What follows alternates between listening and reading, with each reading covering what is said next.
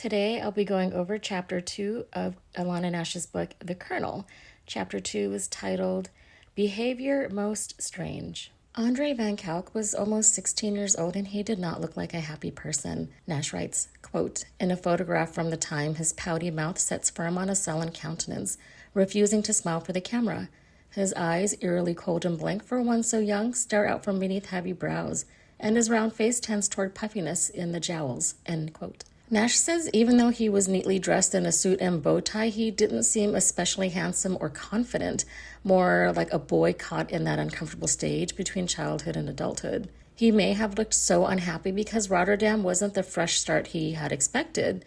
He arrived excited for freedom and adventure, but soon realized that even in a bigger city, some of the same frustrations from home still followed him. Andre may have escaped his father's harsh voice, but he still wasn't truly free. At his uncle's house in Rotterdam, he had to follow rules and answer to another older authority figure. Jan Ponzi and his wife lived in Spaniardstraat, close to the busy harbor, surrounded by passenger ships, tankers, freighters, canal barges, and ship repair yards. Andre's new neighborhood was a working dockside area. The people there were mostly blue-collar middle class and lived in narrow 4-story row houses near the harbor and shopping district. At the end of the main road was Cafe Hudson, a well-known sailors' bar that seamen had made a point of visiting. Andre wasn't interested in hanging around sailor bars or socializing much. At first, he spent quiet evenings with the Ponzis, often playing checkers with his cousin Marie.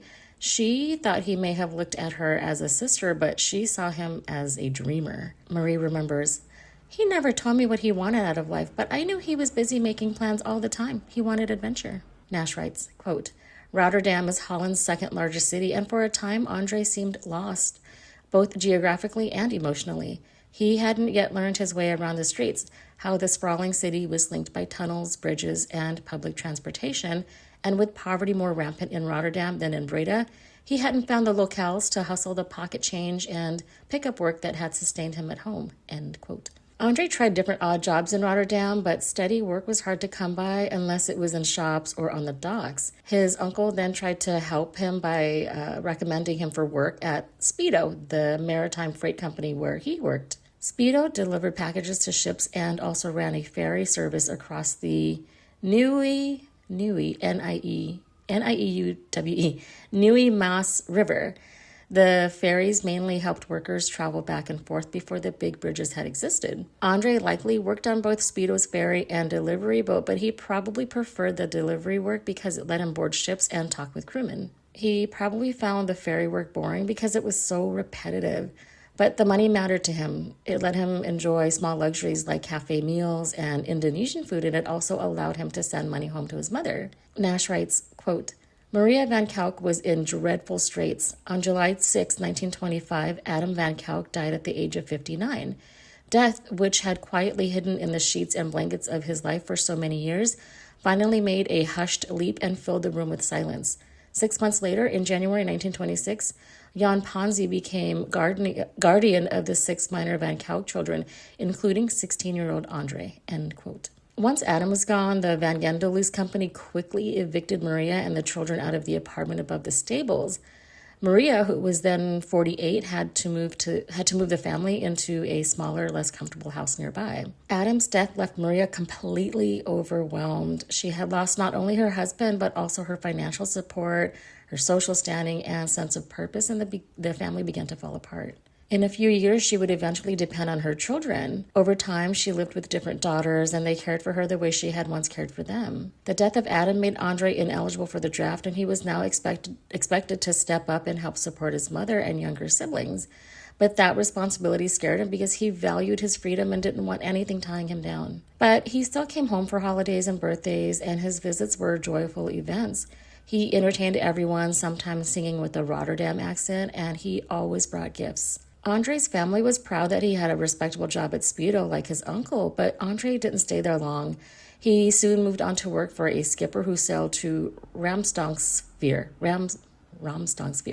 Andre was constantly looking for new ways to make money, both for himself and to help his mother. For a while, he worked on a ship that ran nonstop from port to port with workers taking turns on day and night shifts. He found a clever way to benefit both himself and his mother. He convinced the ship's crew to pay for laundry service and sent the work to Maria, which helped her earn money, and he got his own laundry done for free. When he rode home, he would mention his fine new clothes. Andre started disappearing for longer stretches when he was back in port, which worried his Uncle Jan. Andre claimed he was working extra jobs on the docks, but when he stayed away for days at a time, Jan got upset and reminded him that Andre was still under his legal care. As long as Andre lived under their roof, he would have to obey the curfew. Nash writes, quote, with that, 17-year-old Andre Van Kalk announced that he was now a sailor for the Holland America Line.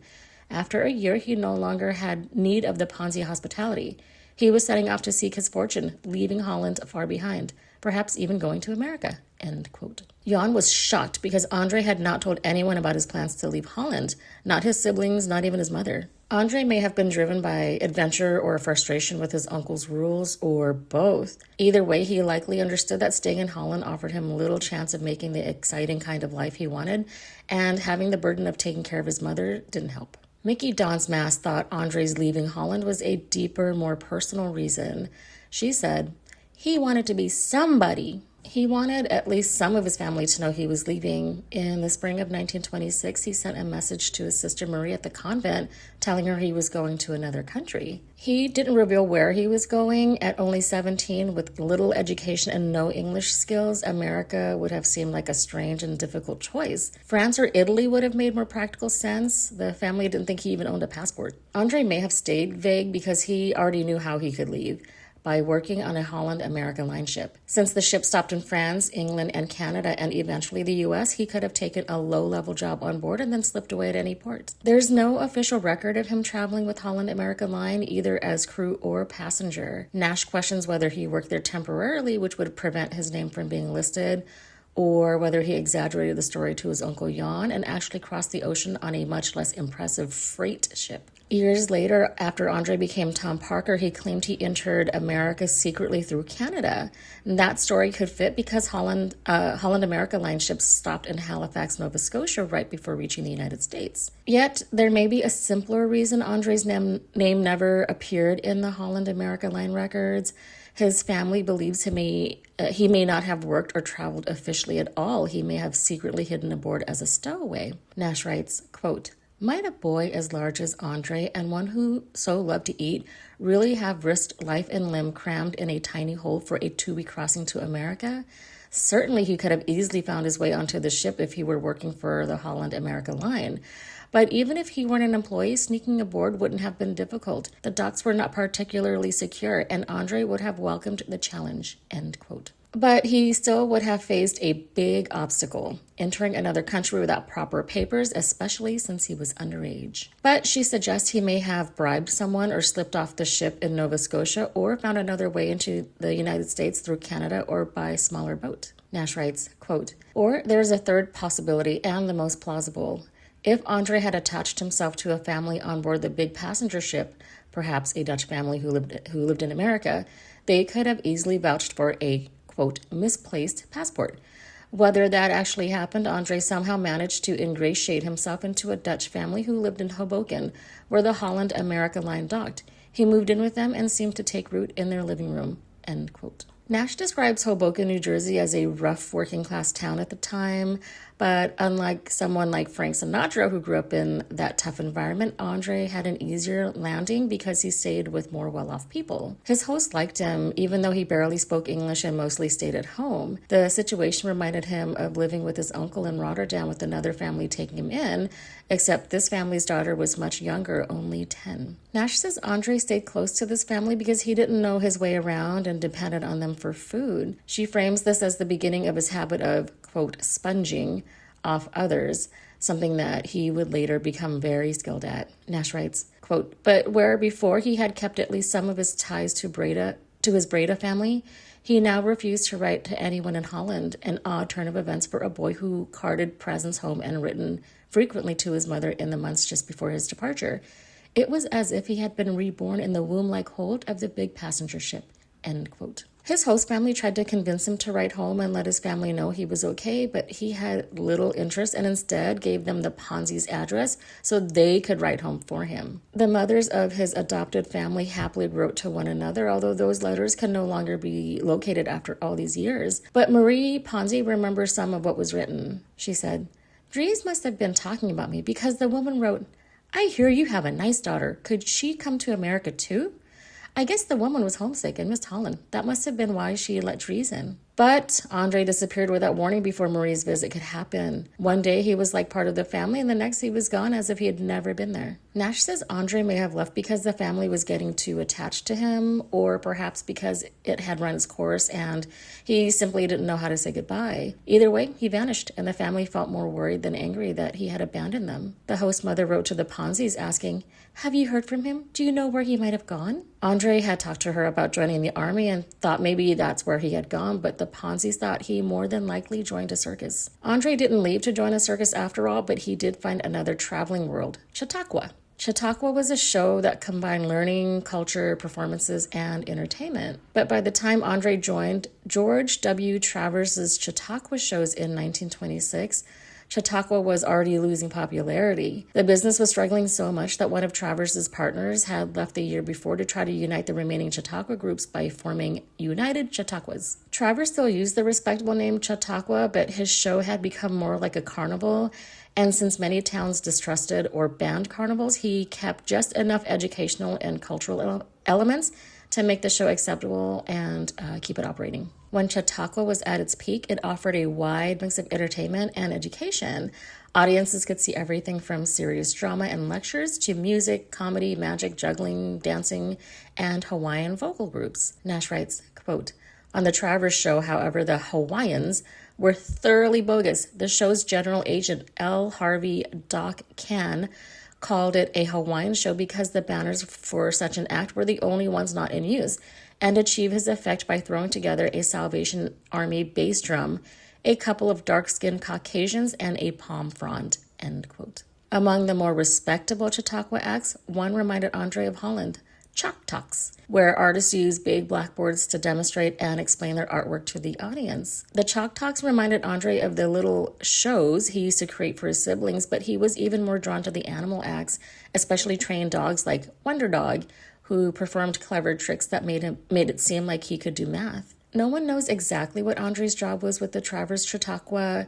He may have started with basic tent work like he had done in Breda, then possibly moved into concessions or handing out advertising cards where he could learn more about promotion and marketing. Whatever Andre's exact job was, traveling with Chautauqua gave him a valuable first look at small-town America. It was especially useful because he was still learning English and often slipped back into saying, yeah, instead of answering in English. The only problem with Chautauqua was it only gave Andre work in the summer, so in the winter he wandered the country like a hobo. During that time, he learned the world of traveling drifters, their hangouts, slang, characters, and even their signs for marking homes where kind people would give food or help.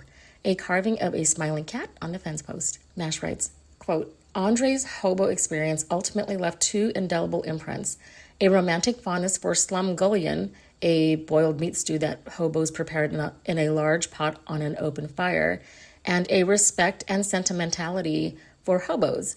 In the 1950s, when Elvis Presley was a rising Hollywood star, Parker cajoled the studio commissary to make up dozens of sandwiches, which he took to the hobo hangouts at the Los Angeles train stops," end quote. But during his early time in America, he often relied on charity to survive. When he reached Los Angeles, he had no problem going to the Midnight Mission. There, he vowed to accept Christ into his life, and he would say the required religious words in exchange for a meal and a bed. Years later, he would recount the story and end it with a punchline: "If you're going to stay at the Midnight Mission, be sure you get there by 7 o'clock. It was true. Dinner was served between 5:30 and 6, and by 7, beds were usually all taken. Nash says there was a larger lesson Andre learned: that survival meant staying ahead of others, knowing how to work the system, and grabbing opportunities before someone else did. Nash writes, quote, "Nonetheless, to everyone's surprise, Andre showed up back in Holland on his mother's birthday, September 2nd, 1927, after being gone nearly a year and a half. Had he saved his second summer's wages from Chautauqua and bought a third-class ticket home, as his sister now believes? Or had he simply been caught and deported, even though the U.S. Immigration and Naturalization Service has no record of it?" End quote.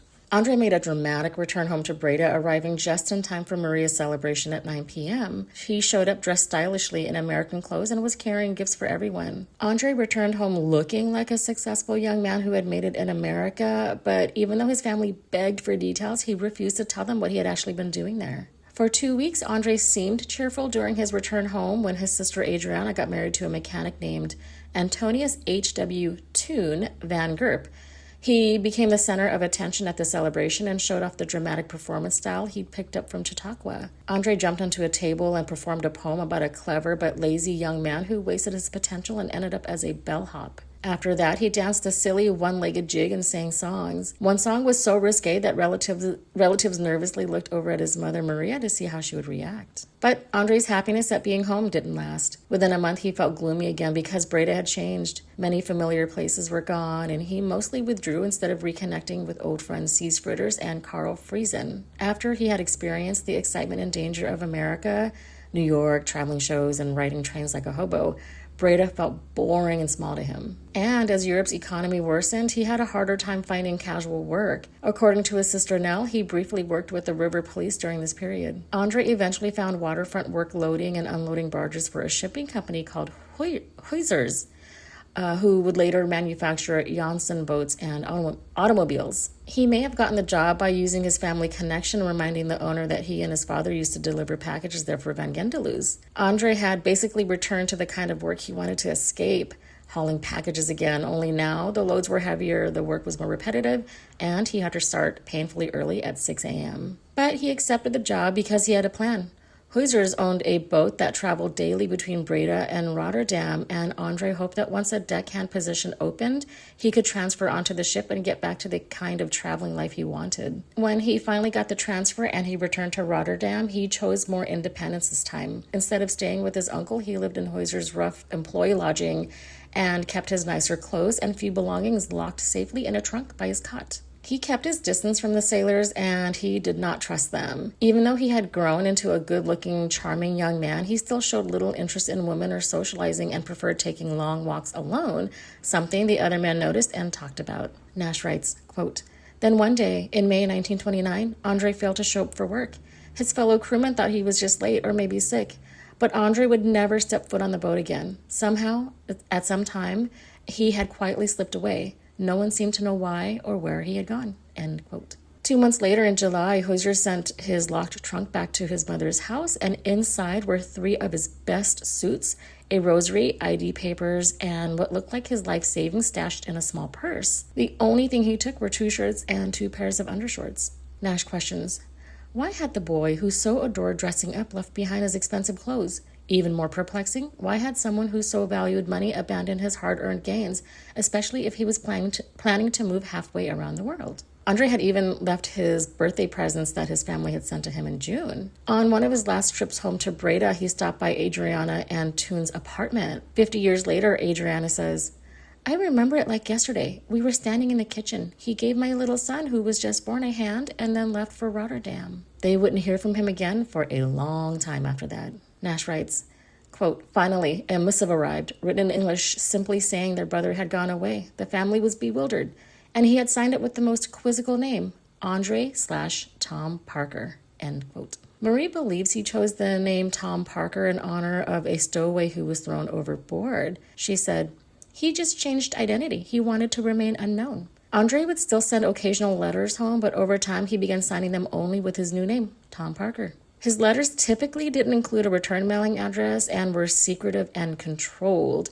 He usually didn't say where he was and only gave enough detail to reassure his family he was alive. Sometimes he sent photos that made his life look exciting and glamorous, posing by a big American car in a tropical setting, or one where he was next to a swimming pool. His family guessed he might be working as a chauffeur for someone wealthy. Nash writes, quote, "Then came a third provocative photograph that placed him between 2 other men, sitting on a beach in an old-fashioned one-piece bathing suit, his legs drawn up and his knees together, his hands crossed in front of him in an almost feminine pose. Just where was Andre, and what was he doing? And who in the world was this Tom Parker who had such a strong hold over him?" End quote. It would be 31 years before his family got answers. That's it for Chapter 2. Stay tuned for Chapter 3, which is titled All Great Neptune's Ocean. See you then.